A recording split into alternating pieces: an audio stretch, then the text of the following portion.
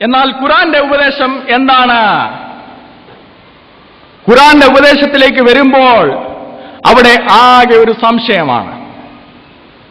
ജനാബ് അക്ബർ മൗലവി ഒരു കാലത്ത് പഠിപ്പിച്ചുകൊണ്ടിരുന്നു, അള്ളയ്ക്ക് ജഡമുണ്ടെന്ന് പറയുന്നവൻ അവൻ അവിശ്വാസിയാണ്, അവൻ കാഫറാണ്, അത് ജാതികീയ ചിന്തയാണ് എന്ന് ജനാബ് അക്ബർ മൗലവി ഈ കേരളത്തിൽ ഒരു കാലത്ത് പഠിപ്പിച്ചിരുന്നുവെങ്കിൽ, അതേ ജനാബ് അക്ബർ മൗലവി തന്നെ ഇന്ന് പറയുന്നത് അള്ളയ്ക്ക് കൈയുണ്ട്, കാലുണ്ട്, ശരീരമുണ്ട്, ശിരസ്സുണ്ട്, സിംഹാസനമുണ്ട്. എന്താണ് കാരണം? അന്ന് ജനാബ് അക്ബർ മൗലവി പറഞ്ഞത് ഖുർആന്റെ അടിസ്ഥാനത്തിലാണ്. ഇന്ന് ജനാബ് അക്ബർ മൗലവി പറയുന്നതും ഖുർആന്റെ അടിസ്ഥാനത്തിൽ തന്നെയാണ്.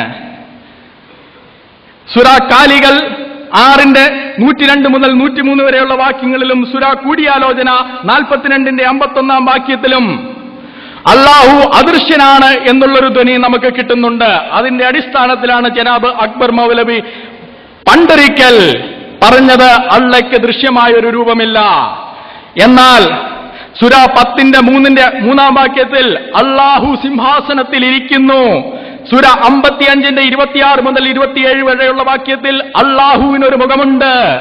സൂറ 48:10 അള്ളയ്ക്ക് കൈയുണ്ട്. സൂറ 20:36 മുതൽ 39 വരെയുള്ള വാക്യങ്ങളിൽ അല്ലാഹുവിന് കണ്ണുകളുണ്ട്. ഒരു കാലത്ത് ജനാബ് അക്ബർ മൗലവി ഇതൊക്കെ ആലങ്കാരികമാണ് എന്ന് പറഞ്ഞിരുന്നുവെങ്കിൽ, ഇന്ന് അതേ ജനാബ് അക്ബർ മൗലവി പറയുന്നത് ആലങ്കാരികമായി നമുക്ക് വ്യാഖ്യാനിക്കുവാൻ കഴിയില്ല, ഇത് അക്ഷരാർത്ഥത്തിൽ തന്നെ വിശ്വസിക്കണമെന്നാണ്.